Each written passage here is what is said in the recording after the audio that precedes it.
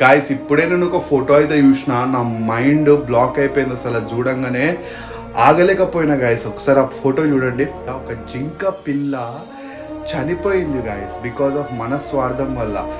ఇంకొక photo play చేస్తే ఒకసారి చూడండి, అక్కడ ఉన్న యానిమల్స్ అన్ని పరిగెడుతున్నాయి అనమాట. జేసీపీలు తీసుకుపోయి ఆ ల్యాండ్ క్లీన్ చేద్దామని చెప్పేసి స్వార్థం బాయ్స్. ఏం స్వార్థమో నాకు అర్థం కాదు, కానీ మనిషికి ఎంత ఉన్నా సరిపోదు.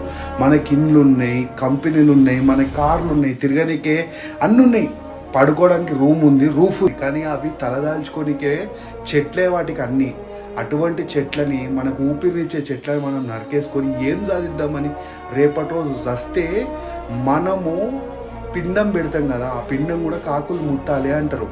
ఆ ముట్టే కాకులు కూడా ఈరోజు మన దగ్గర లేకుండా పోయినాయి. ఒకప్పట్లో గల్లీలలో కాకులు తిరిగేటివి, ఈరోజు మనము చనిపోతే కాకి కూడా ముట్టడానికి లేదు హైదరాబాద్లో. అంతగానం టెక్నాలజీ బిల్డ్ చేసుకొని ఏం లాభం బై, వేస్ట్.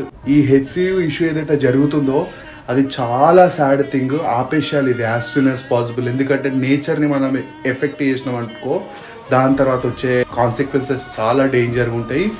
నా సైడ్ నుండి నా వంతుగా నేనైతే వీడియో చూస్తున్నా. మీరు మీ దోస్తులకి ఇది షేర్ చేసి మ్యాక్సిమం రీచ్ అయ్యేటట్టు చూడండి గాయ్స్. జై హింద్.